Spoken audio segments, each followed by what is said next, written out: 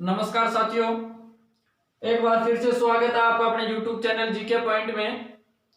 देखिए साथियों, अपन राजस्थान का इतिहास पढ़ रहे थे और इतिहास में चौहान वंश पढ़ रहे थे और चौहानों में साथियों चौहानों की पढ़ लिया था उत्पत्ति तक। यही पढ़ लिया था ना कि विभिन्न इतिहासकारों ने चौहानों की उत्पत्ति के संदर्भ में कैसे क्या मत दिया था, यानी उत्पत्ति तक अपन ने देख लिया था। अब आज इसके आगे देखते हैं चौहान वंश के जो शासक हुए ना उनके बारे में पढ़ते हैं, ठीक है ना। तो देखिए साथियों, चौहानों का एक शासक और शासक का नाम है वासुदेव चौहान। शासक और शासक का नाम है साथियों क्या, वासुदेव चौहान। याद रखना चाहिए साथियों, 551 ईस्वी की बात है।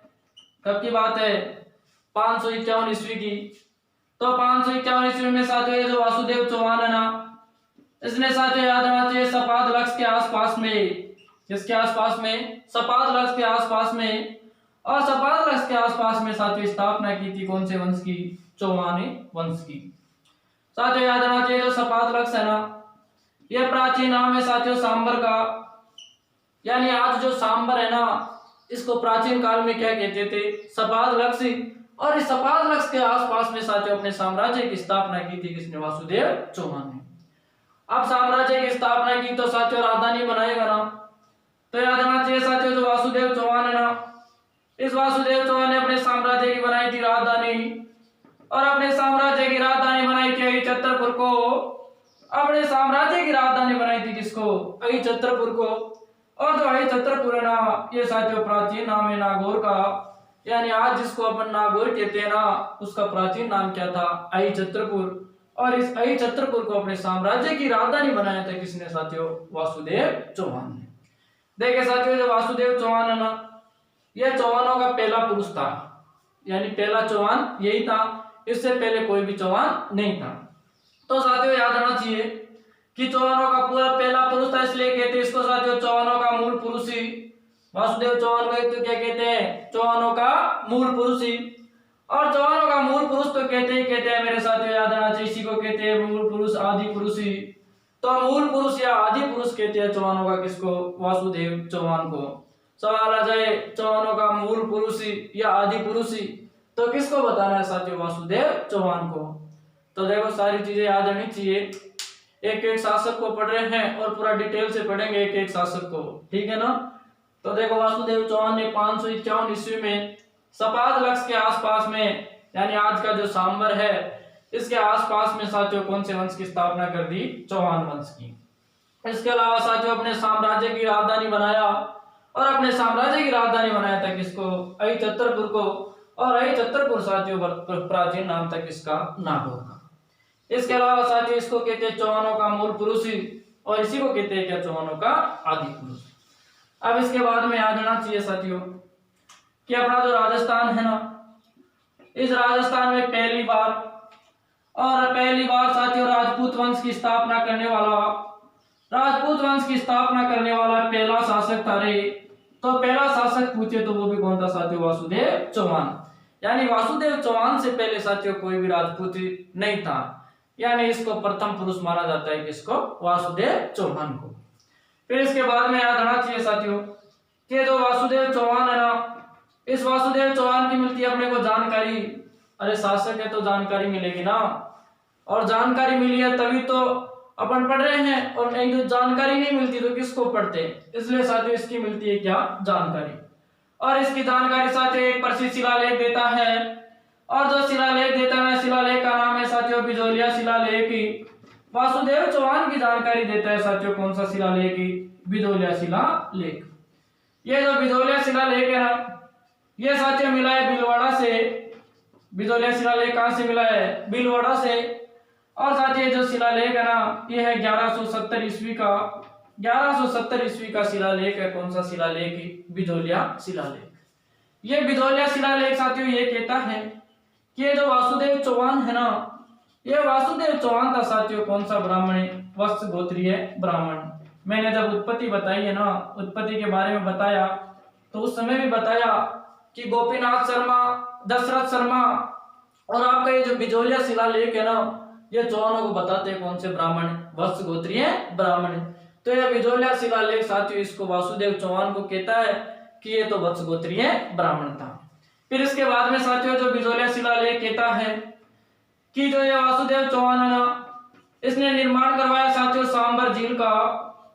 सवाल आएगा बिजोलिया शिलालेख के अनुसार सांबर झील का निर्माता तो कौन है? वासुदेव चौहान। देखिए साथियों, अगर इस सांबर झील की बात करें ना, मैं राजस्थान की झील पढ़ाऊंगा ना तो बताऊंगा कि जो सांबर झील है इसको जो भूगोल है वो तो एक क्रेटर झील मानता है, जबकि साथियों बिजोलिया शिलालेख कहता है कि इसका निर्माता कौन था? वासुदेव चौहान। क्रेटर झील का मतलब होता है, आपने ज्वालामुखी का तो नाम सुना होगा ना, तो ज्वालामुखी क्रिया के कारण जो निर्मित जो झील होती है ना उसको कहते हैं क्रेटर झील। देखिए साथियों क्या होता है, ज्वालामुखी क्रिया के दौरान क्या होता है? दरारी उद्भेदन होता है, और दरारी उद्भेदन में लावा, ठीक है ना, इसके अलावा गैस, इसके अलावा जलवाष्प और राख, ये चीजें बाहर निकलती हैं। और ये चीजें बाहर निकलती है तो साथियों अगर मान लीजिए बाहर निकल रही है और ये जो ज्वालामुखी का जो मुंह है ना इसमें कोई गड्ढा हो जाता है, क्या हो जाता है? गड्ढा। और इस गड्ढे में पानी भर जाता है ना, तो पानी भरने से जो निर्मित झील होती है वही कहलाती है कौन सी झील? क्रेटर झील। ठीक है ना। तो साथियों याद रखना चाहिए कि सांबर झील का निर्माता कौन था? वासुदेव चौहान, लेकिन कौन से शिलालेख के अनुसार? बिजोलिया शिलालेख के अनुसार। फिर इसके बाद में साथियों बिजोलिया शिलालेख ये कहता है कि जो वासुदेव चौहान है ना इसने सांबर में साथियों याद रखना चाहिए अपनी कुलदेवी, और कुलदेवी का नाम है साथियों शाकंभरी माता। इस शाकंभरी माता के मंदिर का निर्माण करवाया था किसने? वासुदेव चौहान ने। ये बिजोलिया शिलालेख ये कहता है कि शाकंभरी माता के मंदिर का निर्माण भी करवाया था किसने? वासुदेव चौहान ने। यानी कुल मिला के इसकी विस्तृत जानकारी मिल रही है कौन से शिलालेख से? बिजोलिया शिलालेख से। देखिए सब चीजें याद रखना चाहिए। अपने पूरे राजस्थान में राजपूत वंश की स्थापना करने वाला पहला शासक था कौन? वासुदेव चौहान। इसके अलावा साथियों इसकी जानकारी मिलती है अपने को, और जानकारी मिलती है कौन से शिलालेख से? बिजोलिया शिलालेख से। बिजोलिया शिलालेख भीलवाड़ा से मिला है, 1170 ईस्वी का है, और ये इसको कहता है कौन सा ब्राह्मण? वत्स गोत्रीय ब्राह्मण। इसके अलावा ये कहता है कि वासुदेव चौहान ने सांबर झील का निर्माण करवाया, जबकि भूगोल इसको कैसा झील मानता है? क्रेटर झील मानता है। ठीक है ना। और इसके अलावा साथियों अपनी कुलदेवी, और कुलदेवी का नाम है क्या? शाकंभरी माता के मंदिर का निर्माण भी करवाया किसने? वासुदेव चौहान ने। तो ये था साथियों अपना कौन? वासुदेव चौहान। अब देखिए वासुदेव चौहान के बाद में, और वासुदेव चौहान के बाद में साथियों शासक, और शासक का नाम है गुहक प्रथम। वासुदेव चौहान के बाद में शासक बना कौन? गुहक प्रथम। देखिए साथियों याद आना चाहिए कि ये जो चौहान थे ना, ये चौहान पहले साथियों अधीन थे, और चौहान अधीन थे साथियों किनके? गुजरी प्रतिहारों के। गुजर प्रतिहारों के अधीन थे कौन? चौहान। प्रारंभ में चौहान किनके अधीन थे? गुजर प्रतिहारों के। लेकिन साथियों ये जो गुहक प्रथम है ना, इस गुहक प्रथम के काल में साथियों स्वतंत्र हो गए, और गुहक प्रथम के काल में स्वतंत्र हो गए किनसे? गुजर प्रतिहारों से। कॉलेज व्याख्याता परीक्षा में सवाल आया कि निम्नलिखित में से चौहान वंश का वह कौन सा शासक है जिसके काल में चौहान गुजर प्रतिहारों से स्वतंत्र हो गए? तो कौन सा शासक है साथियों? गुहक प्रथम। इसके अलावा साथियों याद रखना चाहिए जो गुहक प्रथम है ना, इसके काल में साथियों सीकर में, और सीकर में साथियों याद रखना चाहिए हर्षनाथ मंदिर का निर्माण हुआ रे।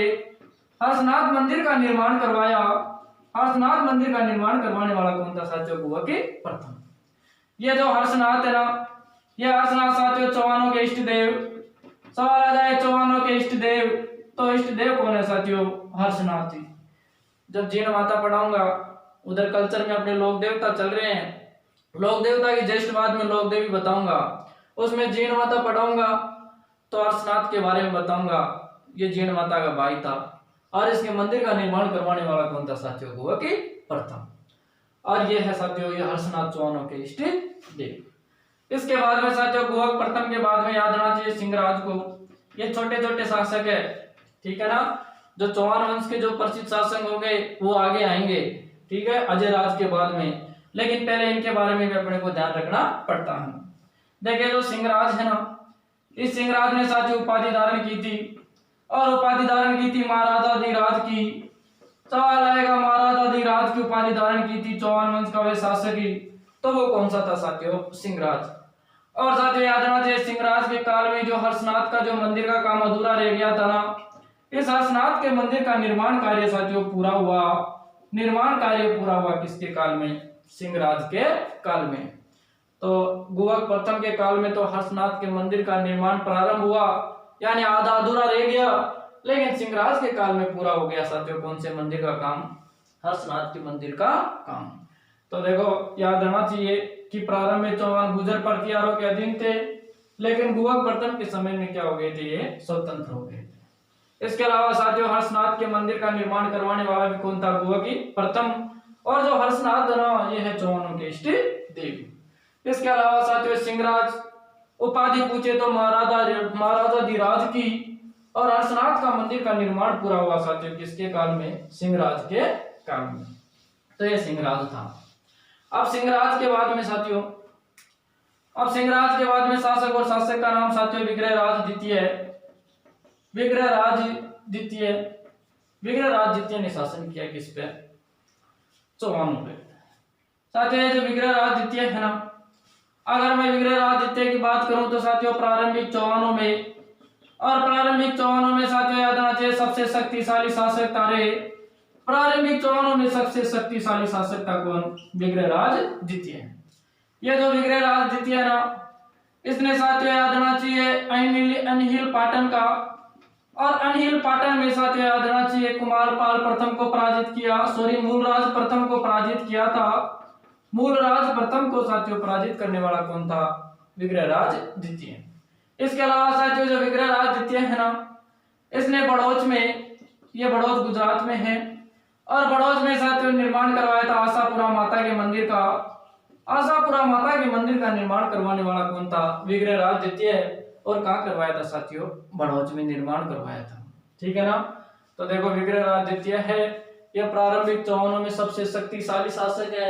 इसके अलावा साथियों इसने अनहिल पाटन भी गुजरात में ही है। ठीक है ना। मूलराज प्रथम को पराजित किया था। इसके अलावा साथियों बड़ौच में आशापुरा माता के मंदिर का निर्माण करवाने वाला भी कौन था? ये था साथियों कौन? विग्रहराज द्वितीय। अब विग्रहराज द्वितीय के बाद में साथियों, विग्रहराज द्वितीय के बाद में शासक, और शासक का नाम है साथियों दुर्लभराज। शासक और शासक का नाम है क्या? दुर्लभराज। देखिए साथियों जो दुर्लभराज है ना, ये दुर्लभराज के काल में पहली बार, और दुर्लभराज के काल में साथियों पहली बार चौहानों पर हुआ था मुस्लिम आक्रमण। सवाल आ जाए चौहान वंश का वह शासक जिसके काल में चौहानों पर पहली बार मुस्लिम आक्रमण हुआ रे, तो वो कौन है साथियों? दुर्लभराज। अब दुर्लभराज के आगे बहुत सारे शासक हुए हैं, इनके बारे में देखेंगे अपन कल की क्लास में। ठीक है ना। धन्यवाद।